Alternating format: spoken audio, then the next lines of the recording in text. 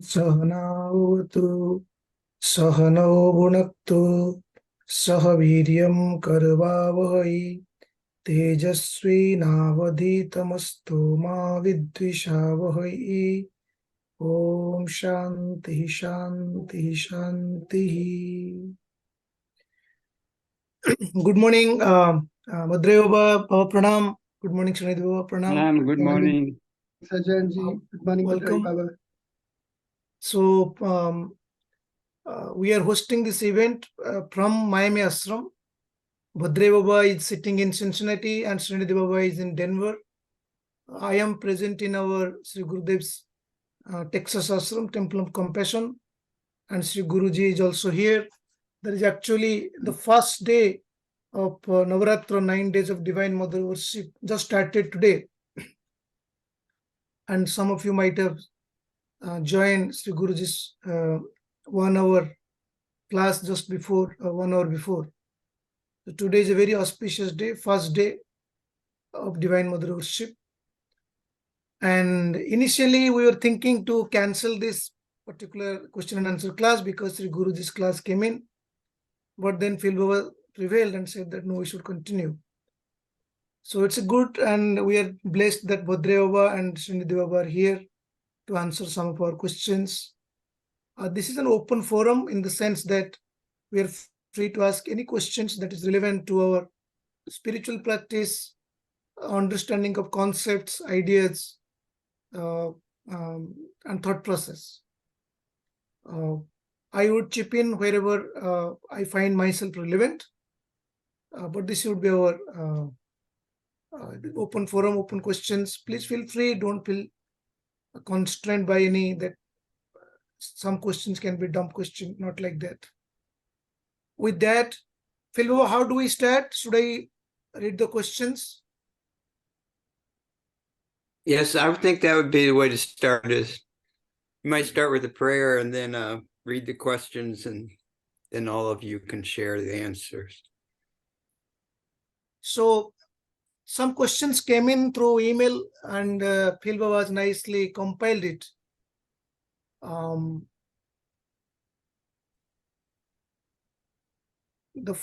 will, what I would do is that I will read those questions, those who are present here, questions from those who are present here. So I'll first check if Veronica Leon is here. If you could say yes. If not, we'll proceed to the next question. Well, she's not here. They are not allowed to unmute themselves. Yeah. Oh, I see. So then in that case, Baba, should we go over all the questions people have asked? I think so. Even if a person's not here, then at least they will have the recording and they can go to it and listen to it then. Okay, all right. So the first question, maybe Bhadrayu Baba can help on this. Good afternoon and pranams. Sadhana has been practiced for many years, and Kriya specifically has been practiced for nearly 2 years for herself.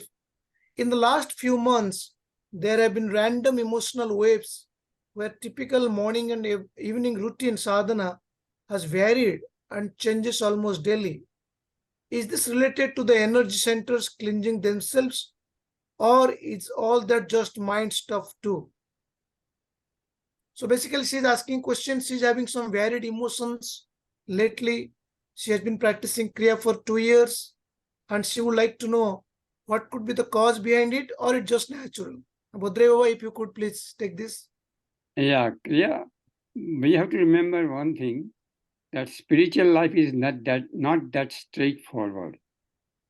There are many ups and downs on spiritual path, so we have to have patience. This happens to almost everybody at least in the beginning stage of spiritual life, because we do not know how much negative karma or positive karma we have brought from many past lifetimes. So what happens, I just give you one analogy, that there's a lake filled with water, and water looks very clean. Now if we throw a big stone in the lake, what happens? All the dirt from the bottom of the lake comes to the surface and water looks dirty. Similarly, meditation is like throwing a big stone in the lake of mind. So all the tendencies, desires, emotions that are deep in the subconscious mind, they come to the surface and it disturbs the mind. It disturbs sometimes, it doesn't disturb some other time, but this is the way we go ups and down, ups and down. Sometimes we meditate very good, meditation becomes very deep. Sometimes we get many thoughts, many emotions, and mind becomes restless. So on spiritual path, many people think so much, they give so much, they think so much about energy and centers and everything. I would recommend, rather than thinking about my centers being opening up or playing up themselves, we must concentrate on improving ourselves to make ourselves better person. And to do that, we should pray, meditate, and pray to God to become more pure and more divine, and help us to become our mind, make our mind more peaceful and more calm, and progress that way. Thank you, Baba. Basically, just to sum up Baba's answer, focus on the positive aspect of sadhana to keep the mind calm and quiet, rather than getting into the analysis part of cleansing and other things. I think that is a better way to approach Baba. Baba, am I clear on this? Yes, yes. Thank you, Baba. The next question is from Irish Van Varsen, and requesting Srinidhi Baba to take it up.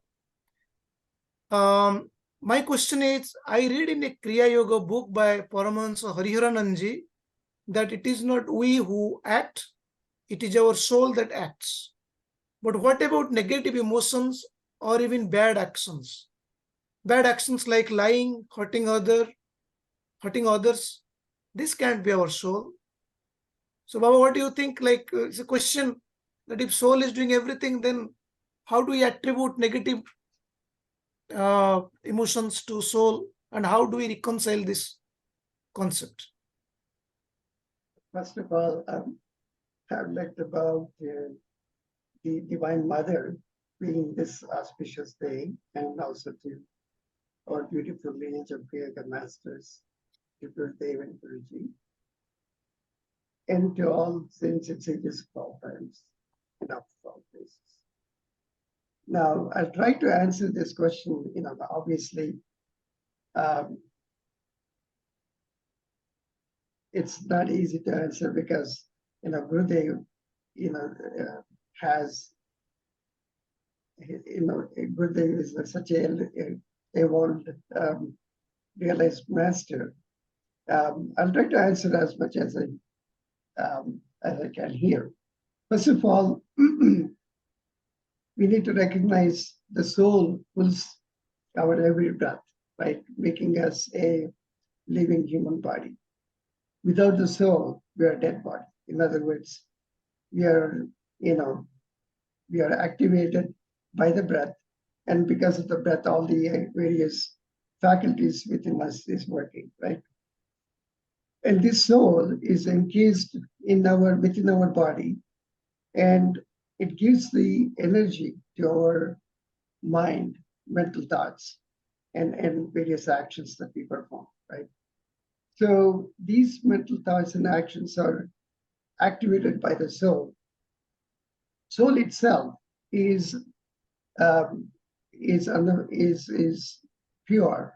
There's no aspect of hurting or anything like that within the soul, but it's the mental tendencies within us that lead us to whatever good or bad actions that we perform. So in that sense, the soul is acting through us, and in that sense, I understand that soul is the one that acts, although because it's giving the energy for our actions and our thoughts, but it's really the mind, our tendencies, mental tendencies that basically lead us to do whatever actions that we perform. So that's how I understand. So Sahajanji, please add anything you'd like to add. No, I think that is fair.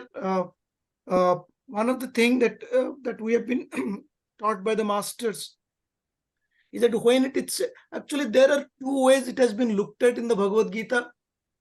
In some places it has been said that the soul is the doer.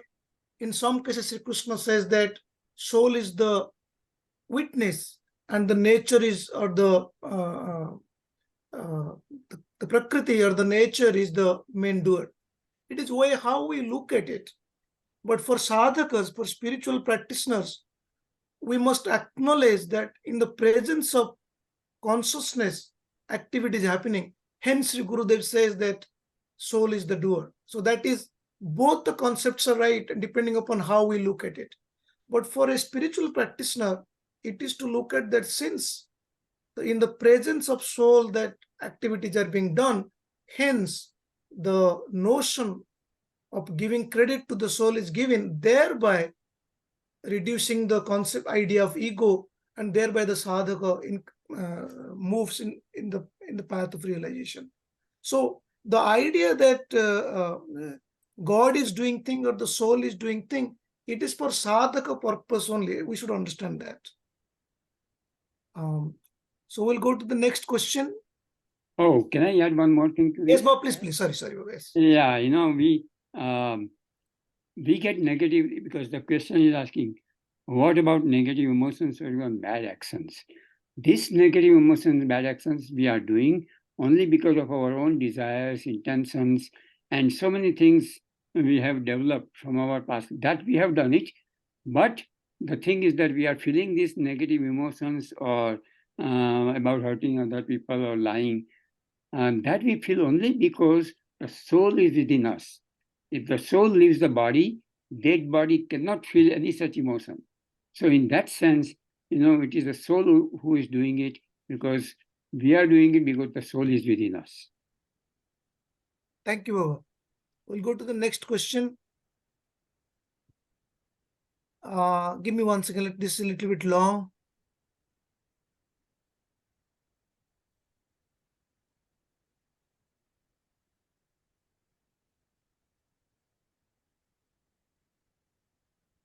I am completely new to Kriya Yoga and would like to know if there is any specific thing I should be practicing before initiation, or do I need to wait for initiation? I have not found any nearby resources to help answer. There's another question before that. I think there is no question there, Baba, right? There is one. The second part is where the question is. Second answer. I can read it, Baba, if you want. Please go ahead.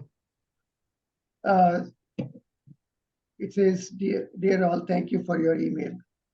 This is my answer. Meditating, practicing yoga, praying, and treating others with respect and love is a way to live, grow, and enlarge our consciousness, as well as healing, which I do to the best of my consciousness at a given time. When I notice that I'm not aligned by having unaligned thoughts or behaviors, I ask for forgiveness and pray to dissolve what I created in thoughts against something or someone. This is all very good. It's very good practice that you're performing. Now the question. Yet I am still searching to completely integrate and find the right key on something. I have faced many forms of abuses, with the most common thread being taken advantage of. In relationships, it has significantly improved. In career, where I have been looking for a job for quite some time, patterns are repeating themselves. Extended interviews were asked many questions for which my answers are used by the interviewer and are competent without recruiting me. Same wise in conferences or contributions. Everything is taken as excellent key points with no follow-up, no credit given to me, not job opportunities. I have and continue to work on self-love, etc. Though my vibrations are impacted by my need to work, I wonder why I continue attracting that and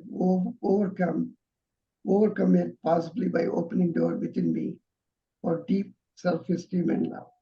So the question that I'm seeing, Baba, in this one is, as I understand, is number one, I think the Kriya one is basically saying, number one, they're not able to attract job opportunities and also being taken advantage of, and how the person can counter these aspects, both of these aspects.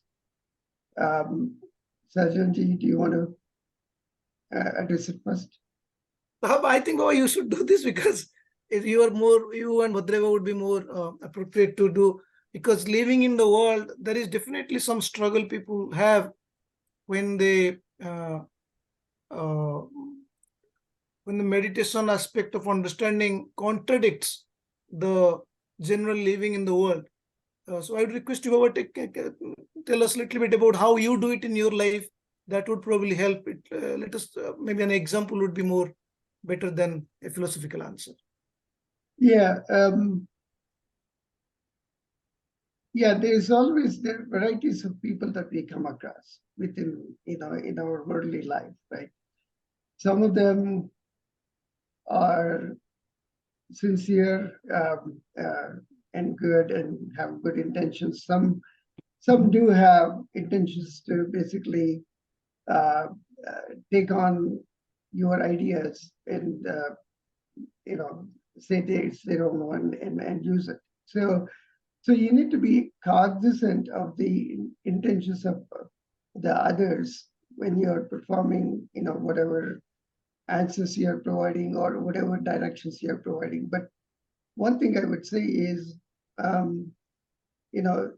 since you seem to have some difficulty with respect to attracting a job, I can tell you one thing. There are couple of things I can tell you. So there was a long time ago, I did ask Guruji about if one analyzes oneself and finds certain centers to be problematic. For example, I asked him, how could you improve that? So I asked him, is it okay to do? Of course, we do the Kriya meditation, but in addition, is it possible or is it okay to just perform Kriya pranayama to that particular center, back and forth? Essentially, just that particular center that is problematic at a separate time. You do the Kriya meditation, but performing these Kriya pranayamas at a different time. And Guruji has said, yes, try that. And so one thing I would suggest, there are two things that I see in this question. One is some difficulty with respect to the job aspect. There's also an emotional aspect that I see about having, a little bit of self-love issues. So there are two centers I would focus on, the bottom center and the heart center. So what I would suggest, based upon what Guruji advised me a long time ago, and also that I practiced it, I would say practice your Kriya meditation as usual, but also perform at a different time. You can, right after the meditation or other time. Focusing on the particular center, the bottom center and the heart center. Doing the Kriya pranayamas, let's say 10, 12 times at least, for each of those centers, just by themselves. That's one other thing that I would suggest. Secondly, there was a time that I had a difficulty with respect to a job. And I did ask Guruji if there is a particular mantra that I could practice as well. So he basically suggested Navarna mantra japa. Navarna mantra japa is something that you can learn from a teacher. If you don't know what that is, or one of us can teach you at a later time. If you have a teacher nearby, you can ask them about that. So it'll be good to get that mantra from somebody who has practiced it for some time. But in general, you have to be a little bit more cognizant of the intentions of the other people in dealing with them. And, basically, if you're trying to give ideas, probably answer to the point rather than trying to give all your nuggets, if you will, in your worldly interactions. Bhadrayu Baba has worked many years, so please add, Baba. Well, I think, not about particularly this person, but people, good and bad people. So, and this particular, what happens is sometimes we feel that everybody is taking advantage of me and all that. But instead of focusing on everybody taking advantage of me, we should focus on how I become more pure and divine, how I can become a better person. So instead of seeing that, okay, when I go for interview, people are taking advantage of me, think that, when you go for interview, go with love for them. Don't go with the feeling of resentment or they're all taking advantage of me. So if you go with that feeling of love, and before interview, do some Kriya Pranayama and pray to God that please help me to give good answers. If you leave it to yourself, then you will probably solve your problem. But there are many people think that the whole world is trying to get me. Try to change yourself. Thank you, Baba. I think one of the things the Kriya practice teaches us, especially spiritual practice, which Bhadrayu Baba summed it up, is that not to look ourselves as a victim. The attitude of victimhood actually weakens us rather than strengthens us. We have come across people, especially spiritual practitioners, who suddenly find themselves always in a position that, I am being wronged. The practice actually would slowly create avenues, mental clarity, where there would be strength, clarity, and fearlessness. And I think that should be cultivated rather than looking at ourselves as weak. We'll go to the next question.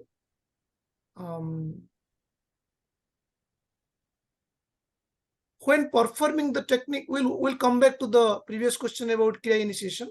When performing the technique, what is the point of raising the eyebrows?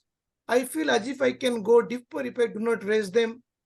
Whereas otherwise, if I do raise them, I'm constantly aware of trying to keep them raised and keeping me body consciousness. So Baba, Bhadrayu Baba, if you could take this. Baba, he's asking that,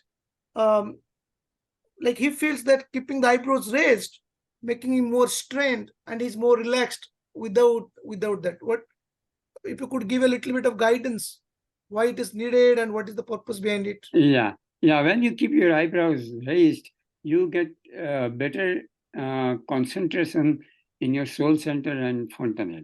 That's one thing. But many people, what time, I do not know how long this person is practicing Kriya Yoga.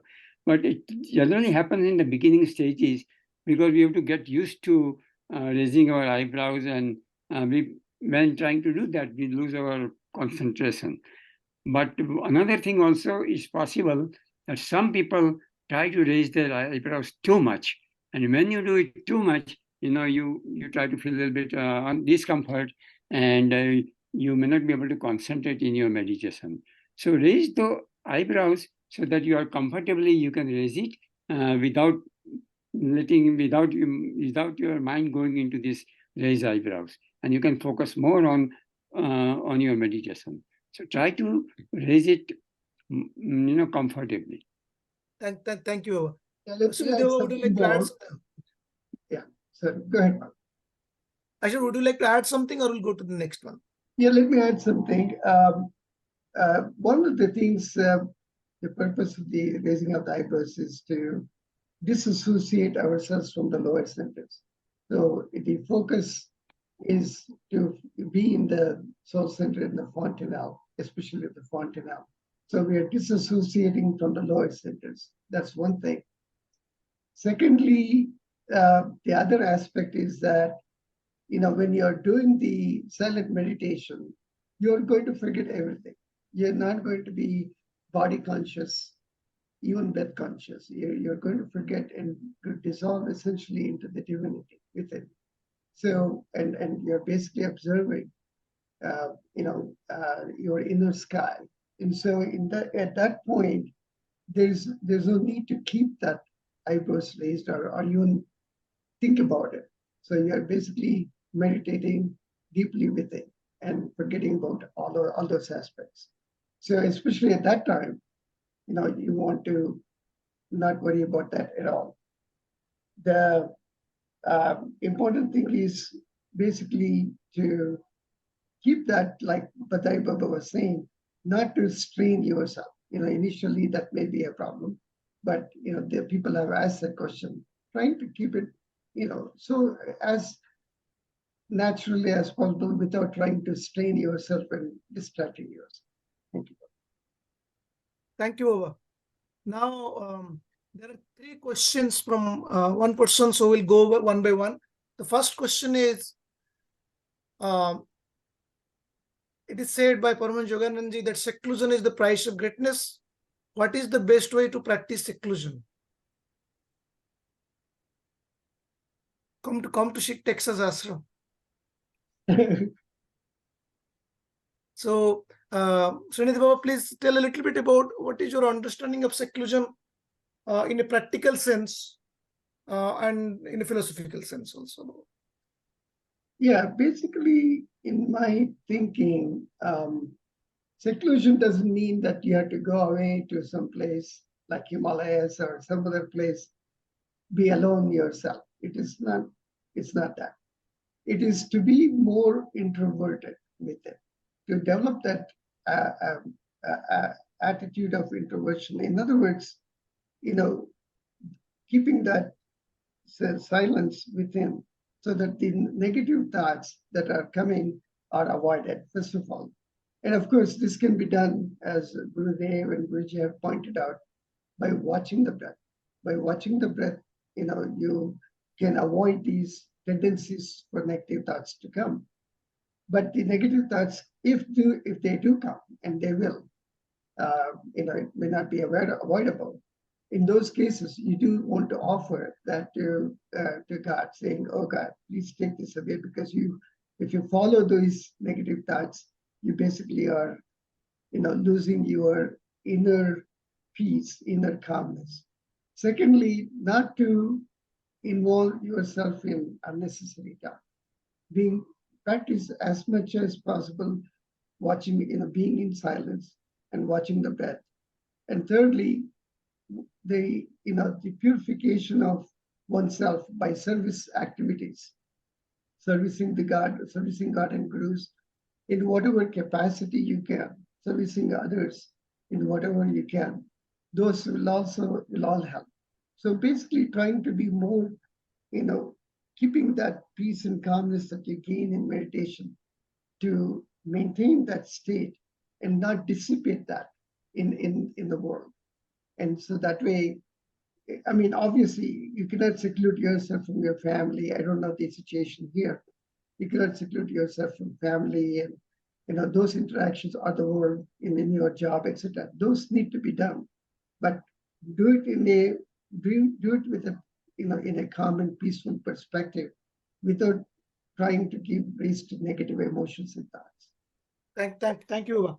I would request the questioner, if she's here or he's here, to explore more about the understanding of seclusion from the Bhagavad Gita, chapter 13, verse number 10. We have Sri Guruji's video classes, also Kriya Gita book. There is a word called Vivikta Desha Sevitvam, Aratir Jana Sansadi. I would request her to explore that a little bit philosophically on that. We'll go to the next one, Bhadrayu. One question is that I am practicing meditation every day regularly for 1 hour. How do I know that I am progressing? Okay, that's a wonderful question.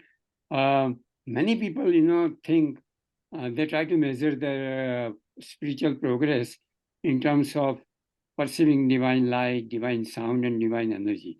These are the indications, yes, they can. But what happens, many people have very, very powerful imagination, or, so that you are not sure, suppose you feel that you are hearing divine sound or perceiving divine light. You are not sure that you are really feeling these things, at least in the beginning stage of spiritual life, that you are really feeling this thing or you are just imagining. So the best way to know whether you are progressing spiritually or not is to compare yourself, before you started your spiritual life, how you were and how you are now. Like before you began your spiritual life, you were getting angry every now and then, you become very emotional, upset, and you were having many negative emotions. Now, is there any change in these feelings? Are you becoming more peaceful and calm? Your anger is you become angry, but you are becoming angry less and less. You are becoming less emotional. You are not getting many thoughts as you used to before. If you can see all these things, all this change within yourself, then you know that you are making good spiritual progress. So when you see yourself that you are becoming more pure and divine, then you are making progress. So that is a much better way to see whether you are progressing or not. Thank you. And that reminded me, I was studying the Bhagavad Gita 16th chapter, where Sri Krishna is giving the qualities of the divine qualities and the demonic qualities. And as I was reading through, then I was checking, I said, which one is increasing, which one is decreasing?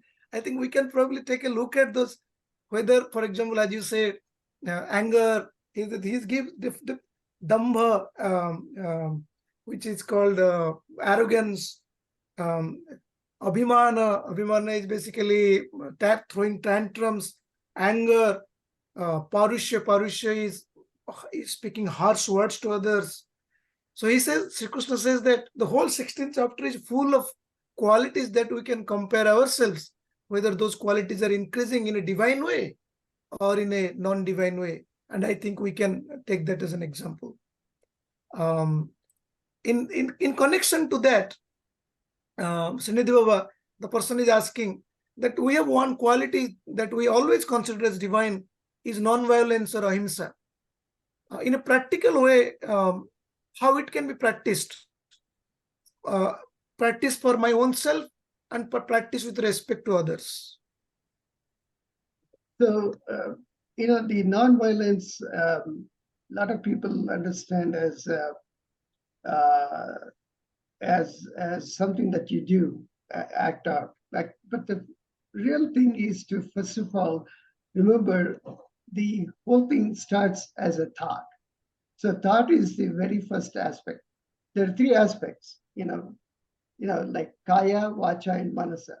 You can perform, violence or, in these three ways, by your thought itself. Although you may not act or speak, there may be a thought of some negative feeling within about a certain person or being. And the other aspect is, but you may act and say harsh words or actually physically act.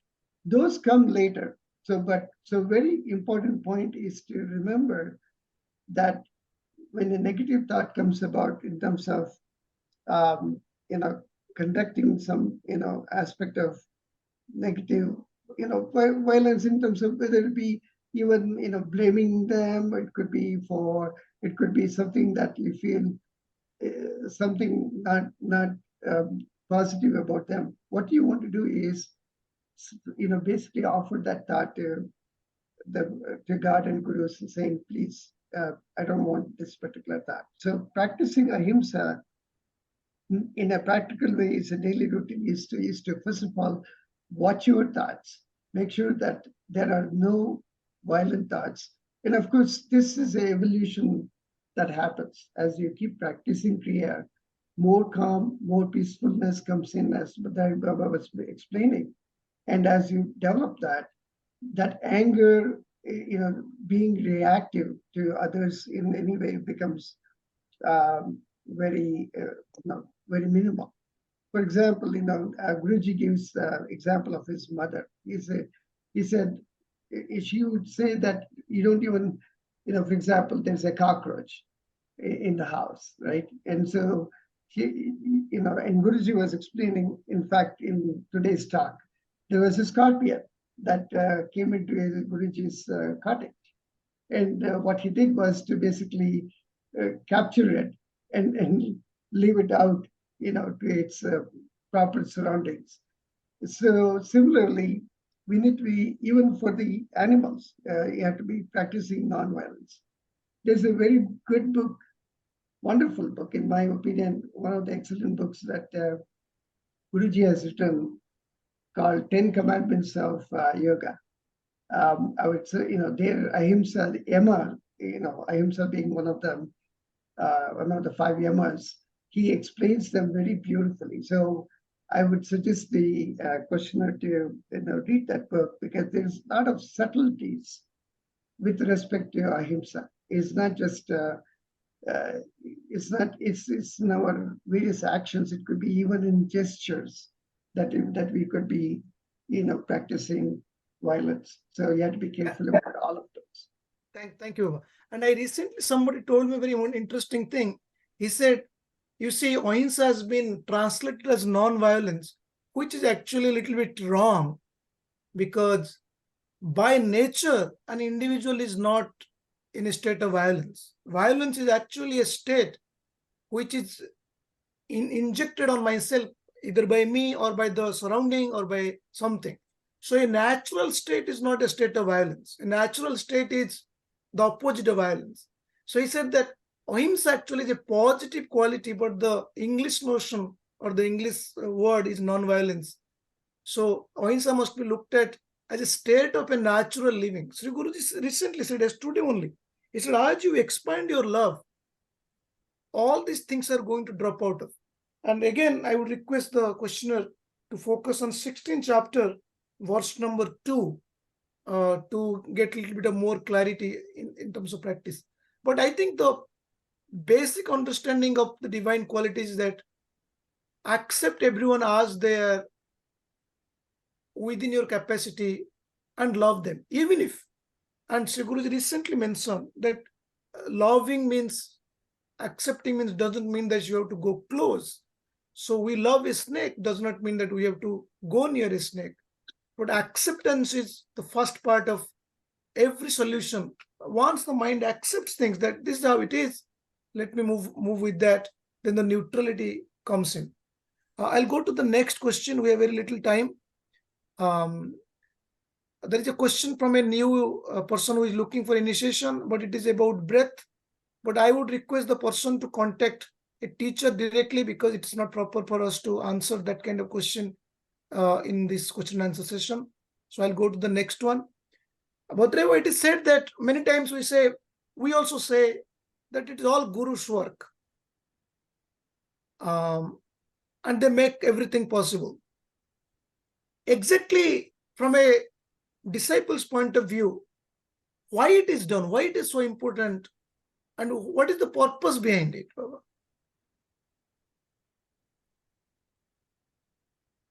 Oh, you know who asked that question? Because I think he was asking in reference to trekking, right? Right, Yeah, but in general, it is a question also that many times we attribute any work we do, we even say that it is all Guru's work. The Gurus have done it. The mothers do it. We also do it. My question, I think the philosophical question and the practical question is, I think the questioner is asking, and also that what exactly it means. Well, what I would say that Gurus, particularly our masters, they are all God realized. So they have become one with God. So what God's will is, it is their will. So, and so when we work, we are always, many want to progress in spiritual path. We are trying to do God's will, or we do this by serving God and Gurus. So we want to serve God and Gurus so that, by serving them, our spiritual progress can be more enhanced. So when we do any work, if we think that, okay, it is Guru's work or God's work, then one thing it helps us is that it will prevent us from getting ego or developing more ego about it. So when we think that it is all done by God and Gurus, it will help us. And if we really think that way and do that way, then it will really help us to reduce our ego. That I'm not doing everything, it is done by God and Gurus. Thank you. That is so clear. The reason that it is attributed to God and Gurus is that it immediately takes away the idea that I did it. And because of that, because of the attribution, I have attributed the acting part of it to God and Gurus or the divine power. So I am not the actor anymore. And that helps to cultivate humility and reduce ego, and thereby moving in the spiritual path a little bit more quickly and clearly. Srinidhi Baba, would you like to add to it? Because it's a very beautiful thing for all of us. Yeah. Actually, I want to add one more thing with respect to what Gurudev used to say. Gurudev would say that our effort is like 25%. Although we think it is all our effort, right? The ego says, oh, it is I who did it, right? That kind of a thing. But it's really, our effort is 25%. The Guru's blessing is 25%, and God's blessing is 50%. When there is Guru's blessing, Guru and God being the one and the same, God's blessing is also there. So when we succeed in something, or even if you don't, you have to understand that it is the success or failure of a particular action is up to God and Gurus. Lord Krishna has already said, you don't have the right with respect to the fruits of the actions. You have only the right to act. So that's what we have to be doing, and basically attribute all our fruits to God and Gurus. It is them who is making this happen. Thank you, Baba. And in this regard, I would request the questioner and every one of us to study a little bit Bhagavad Gita, chapter 12, verse 8 to 10. 8, 9, 10, 11, actually, 4 verses. It beautifully lays out the idea of how we should attribute our activities and how we should do actions first, and how we should attribute to whom. And if we fail to do that, what is the next step? So through a 4-dimensional thing, Sri Krishna has given understanding of when we do action, how we should attribute to it so that our mind is clear and we are in a state of calmness. Bhagavad Gita, explore the verses, chapter 12, verse 8, 9, 10, 11. We'll go to the next one. After doing my meditation, there is sweating in my body. Is there a reason? I think that is natural, Ayurveda said. Next one is, I feel what causes the heaviness in the head. Sometimes it feels like heavy oscillating disc in my head. Sri Gurudev has mentioned that oscillating sensation in the head is very natural, so not to worry about it. Bhadrayu, please let us take this question a little bit more elaborately. How to avoid diversions during meditation? Do the negative forces try to sway us away, maybe putting thoughts in our mind or affecting our family members in some way? So basically, the person is struggling in meditation with diversion of thoughts, negative thoughts. What could be done to address it at the time of meditation, Baba? This is the spiritual path, In the beginning stages, there will be many distractions, many challenges come in the life. But the best way to do this thing is several things. First of all,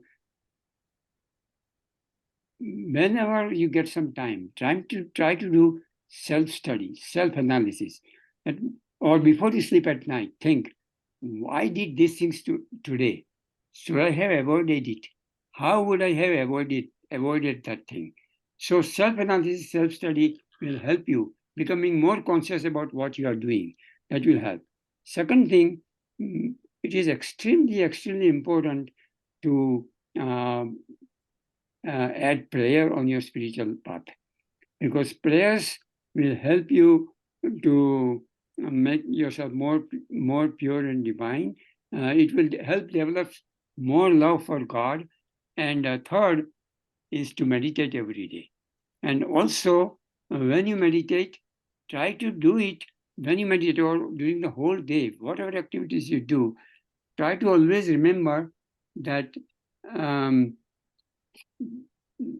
that I will not, this is all done by me, so I will try to correct myself and I will to do much better thing. Thank you. Thank you.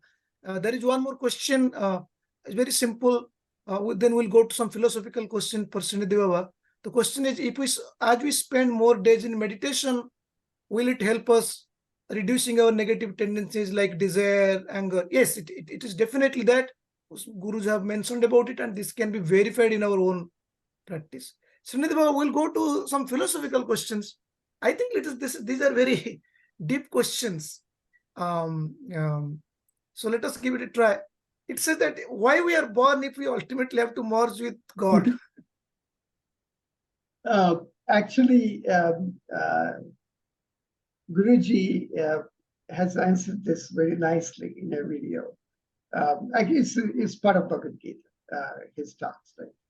He says, Anandena Kalu Jatani Jivanti. So we are born of bliss and should live in bliss.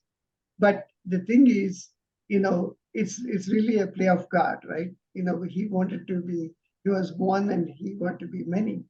And with his bliss, he created us. And we were supposed to be living in bliss, but he gave us the independent ability to act accordingly, gave us the mind, the intelligence, and all these aspects. Guruji refers to us, this body, as a ratha. Ratha is something that, that takes you from one place to another, that moves. So this ratha in the human body is capable of doing the thoughts and thinking about it and taking action. So what we've done is to basically have diverted ourselves from the place that we are supposed to be in and gone into other, actions and so on that has created a certain mental tendencies. So, so bottom line, we are not, we are supposed to merge with that divinity, but we have strayed away from that.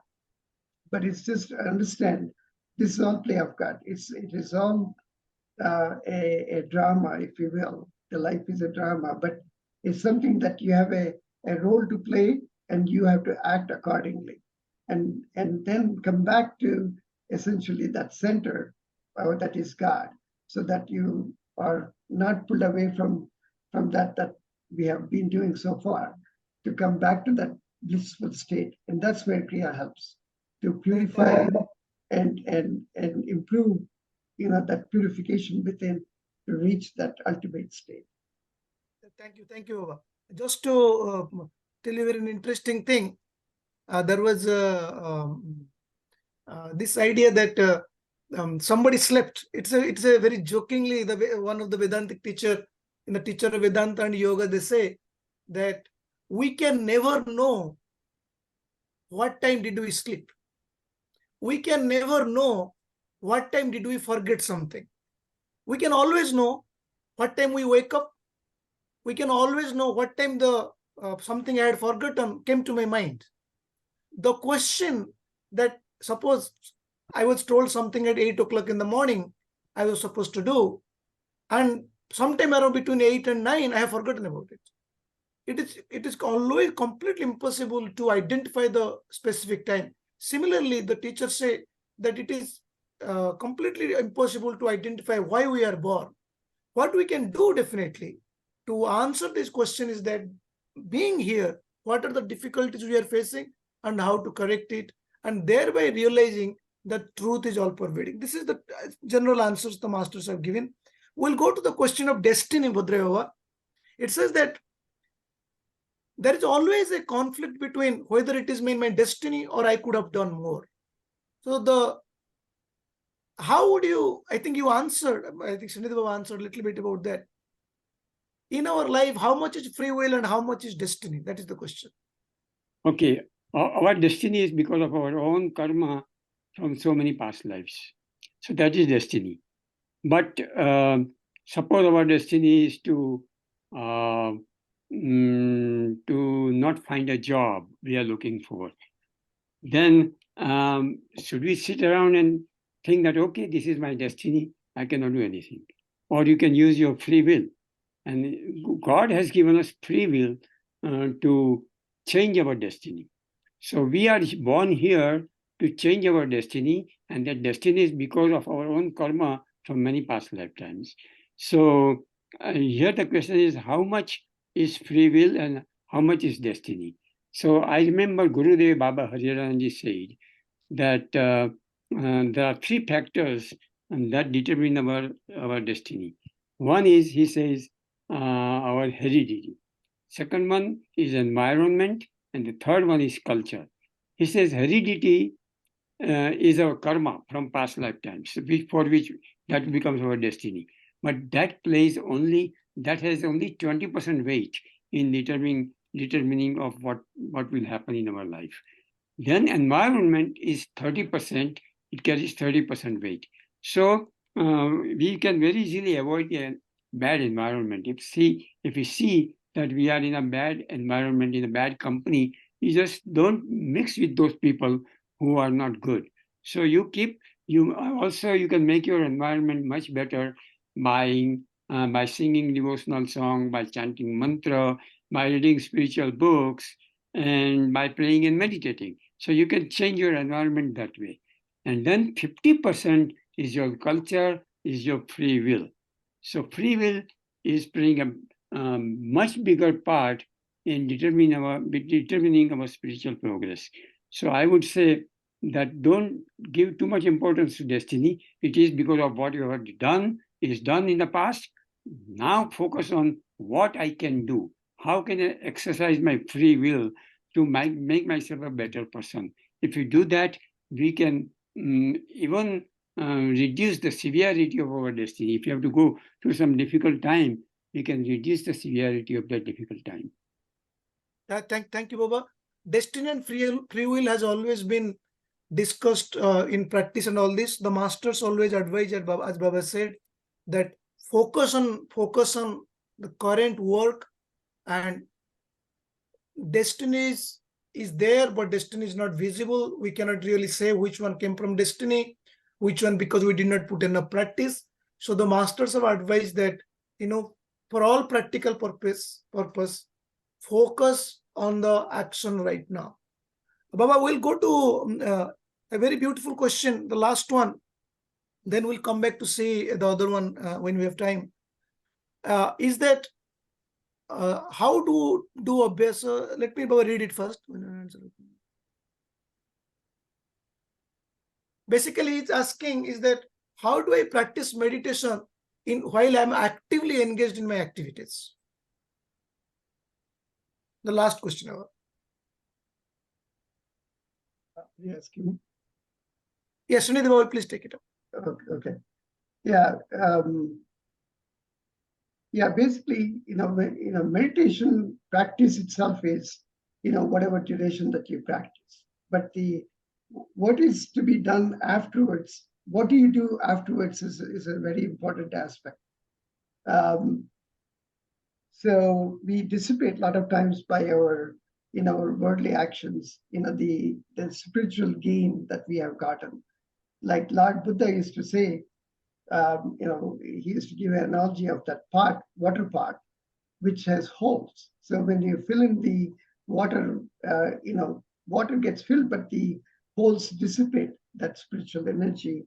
And so we have to be very careful in terms of the way that we maintain that in our daily life. Watching the breath is a very key aspect. Observing sometimes people feel difficulty with respect to watching the breath, because when they're concentrating, they tend to forget that.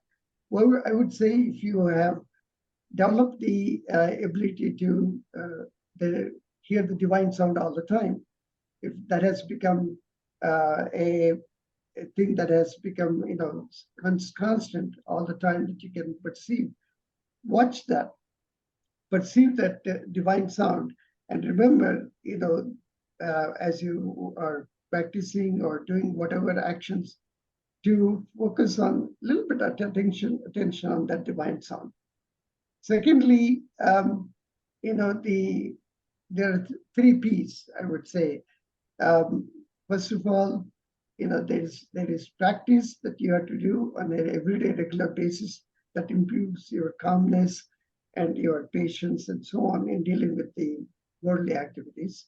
Secondly, as practice is the first step, then persistence in that practice, being regular, being devoted in that practice. And thirdly, patience, patience, because sometimes we lose patience saying, oh, either we're not getting to where we want to get to, or we are losing our,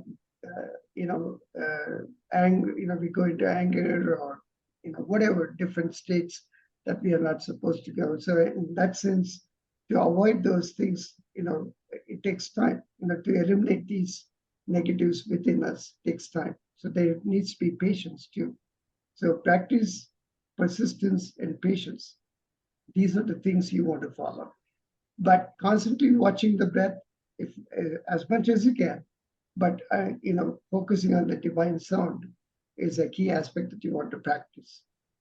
Thank you, Baba. And yesterday in one of the class, Baba was saying that by trying again and again to remain breath conscious in our day-to-day activities, forgetting again trying, he said eventually time will come where it would be very natural. And he gave an example of bicycle. He said, well, in the very beginning, when you were riding a bicycle, you had to coordinate the hand, the feet, the eyes. But today, when you are very comfortable, you are able to ride a bike while everything is engaged. And even at the time you are singing, you are talking to somebody. So he said that has come not because there is something miracle happened. It just again and again failing and trying happened. So the masters are advising us that whenever you remember, bring your mind to breath a little bit. Again, it will go away, bring it back again. If you are able to hear divine sound in a silent environment, focus on it a little bit. So the continuous practice like this eventually take us to a state where watching this or remaining breath conscious would be natural. I remember a statement, and we'll end with that. In New York, quite a few years ago, almost 15 years ago, in one of the class, Sri Guruji said that, if you forget God, it is perfectly fine. You forget Guru also, it is perfectly fine. It's not a big deal. Just remember that you don't forget your own breath. So your breath, the master said that your breath is your God, your breath is your own Guru. God is not hankering for our attention. Neither Guru is hankering or asking for our attention. What we must do, and all of us, try and try with failures again and again to bring our mind attention to breath whenever possible. And through this regular practice, a time will come where it would be a little bit easier for us. That easy way of being breath conscious, breath aware, is called Sahaja Avastha, or the state of being in a state of easiness or simplicity. The natural state. Natural state. So with that, there was one question, but that was... Can I add one more thing to this? Please. So this person is asking, that he gets more time only in the weekend. So that is good. If he gets more time to meditate in the weekend, meditate more in the weekend. But during the day, if you don't have much time, pray or meditate for 5 or 10 minutes. Gurudev used to say, only meditate for 2 minutes. That is too less, but at least if you can meditate for 5 or 10 minutes, sleep less by that much time. So that will help you too. And second thing, that because you are very busy with your work, when you do the work, try to do with the mental thinking that, oh God, you are breathing through me, you are working through me, so you are doing everything through me. So try to do your work with love. Because in the beginning stages of our spiritual life, my wife, because our children were very, very young, and she was telling Gurudev that, Gurudev, I don't get time to meditate because I have to take care of children. So Gurudev said, taking care of the children with love and devotion is your meditation. So think of children as that work, helping children growing, helping them grow up and taking good care of them is your meditation. So do it with love. Thank you, Baba. I think we are up the time, and there was one question from one mother with whom I was in contact. I will talk to her privately about it. And I think we have covered most of the questions that came to us. We might have missed here and there one or two, but with time limits, we could cover most of the questions.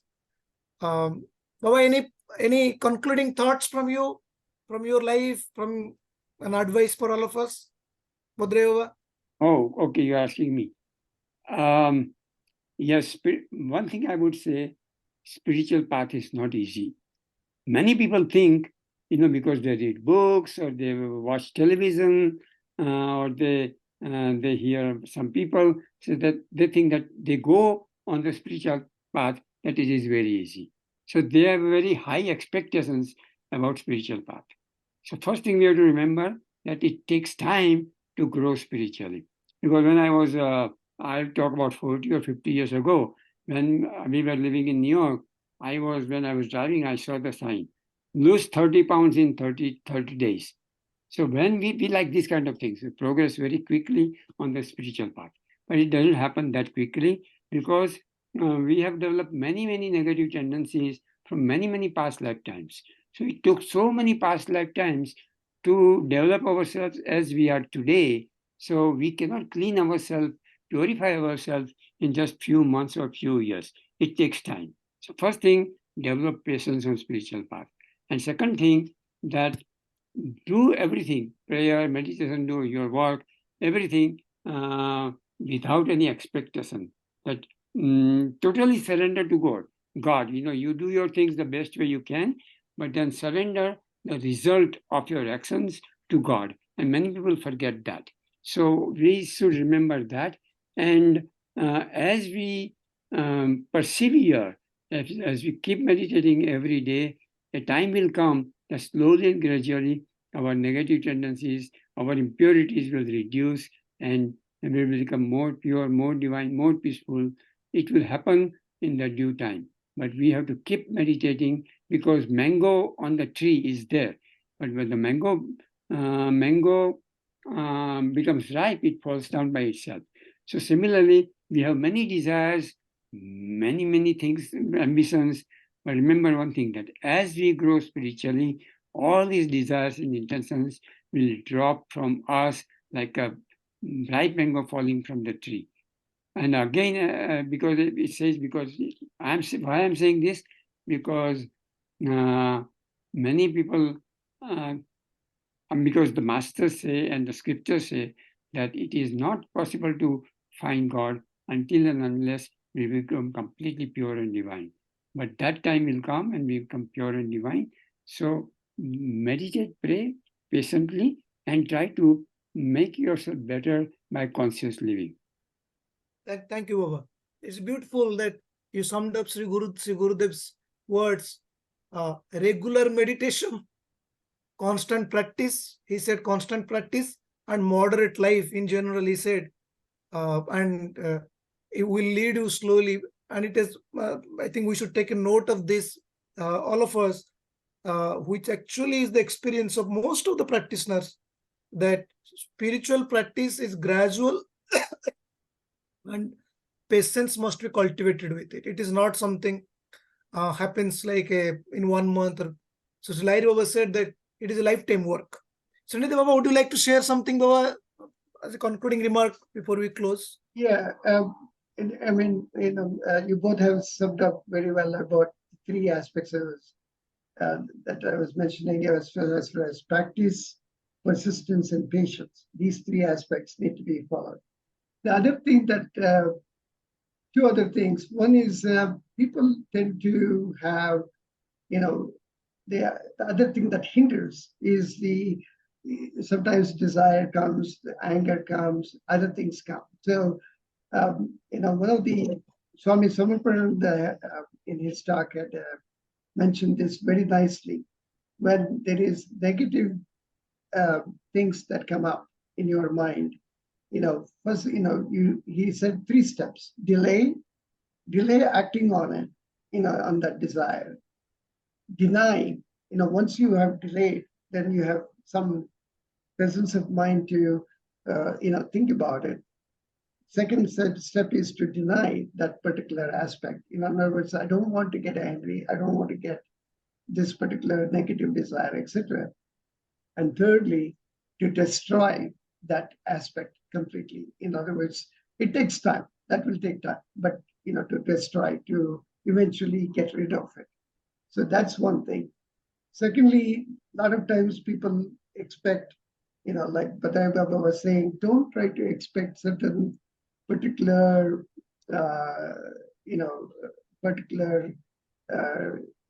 experiences in your meditation. Let God and Gurus give whatever experience. Be calm, practice it without those expectations. That's one thing. Secondly, when you do get expectations, don't cling to them. Be clear that there are more experiences that can come. So don't cling to any particular experience, even though that may be a very powerful experience that can last for days, even months. So be aware of those aspects as well. Thank you. Thank you. With this, I think, Phil Baba, I would hand over to you. We'll do a little, because we have kind of crossed 1 hour limit. We'll just short meditation. Baba, you are supposed to go. Maybe you can leave, Baba. Thank you very much. Baba. Guiding I'll us. see you all. Thank So, you all. we'll do a short meditation. Let us close our eyes. Today is auspicious day of Divine Mother worship, the first day.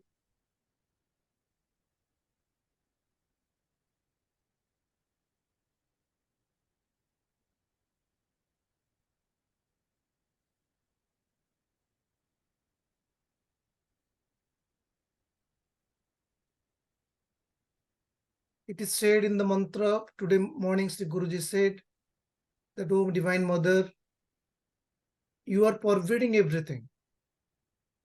You are Anandamayi, you are Chaitanyamayi, you are consciousness, and you are pure bliss.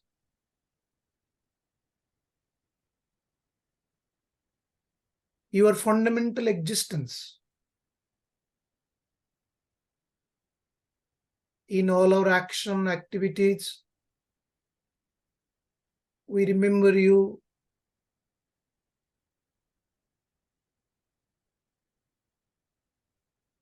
In all our knowledge, Vidya samasta stavadevi vedaha, striya samasta sakala jagatsu, tuekaya puritamam vayetat.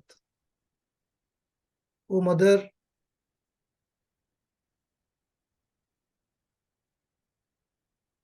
all feminine aspects of existence is you. May I perceive that. Love, compassion, charity, these are feminine nature of life. Fearlessness, strength are masculine characteristics. We all, irrespective of gender, possess both qualities, feminine and masculine.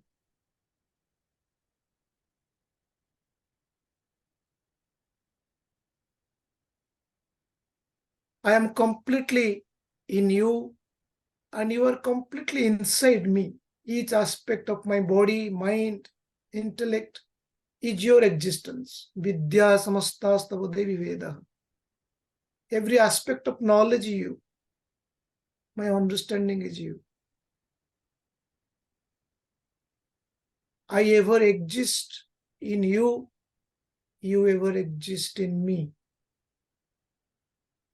There has never been and never will be any separation. May I realize it.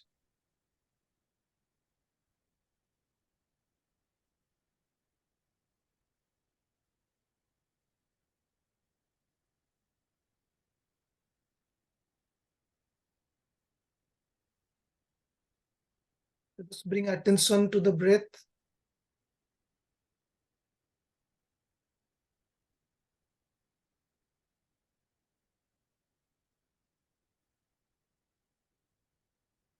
And constantly remind that consciousness, Mother as consciousness, Chaitanyamai, is all around, and Mother as consciousness is within,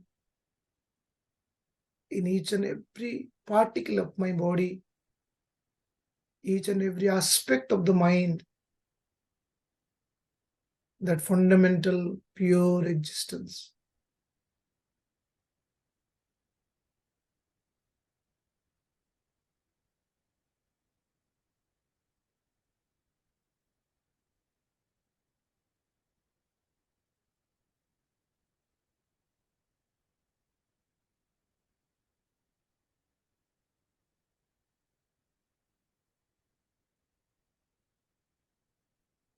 Remain within, remain in inner consciousness or breath.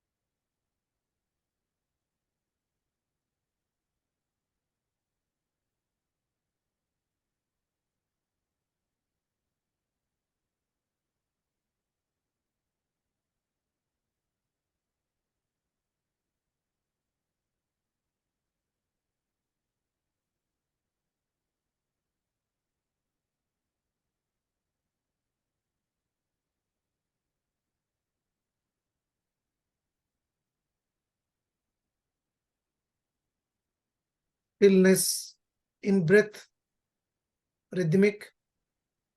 Stillness in mind, stillness in the body.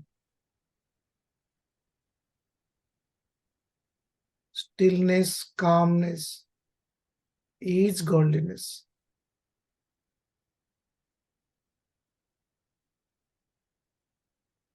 With folded hand, I'll do a prayer for the well-being of everyone. If you know the prayer, you please chant yourself with me. Om Sarve Bhavantu Sukhinah, Sarve Santu Niramayah, Sarve Bhadrani Pashyantu, Ma Kasche Dukkhavag Bhavet. Sarve Santu Niramaya, may there be no disease. Sarve Bhadrani Pashyantu, may there be auspiciousness in everyone's life.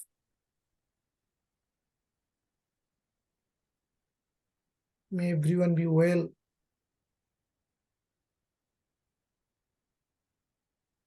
Happy. Om Asato Ma Sadgamaya, Tamaso Ma Jyotirgamaya, Mrityor Ma Mritam Gamaya. Lead me from the misunderstanding of my own self to real self-knowledge. From untruth to pure truth, fundamental truth. From darkness of ignorance to the light of knowledge. O inner power, inner self, O God, O Guru, guide me, protect me, inspire me to lead a life of balance, life of meditation, prayer, and service.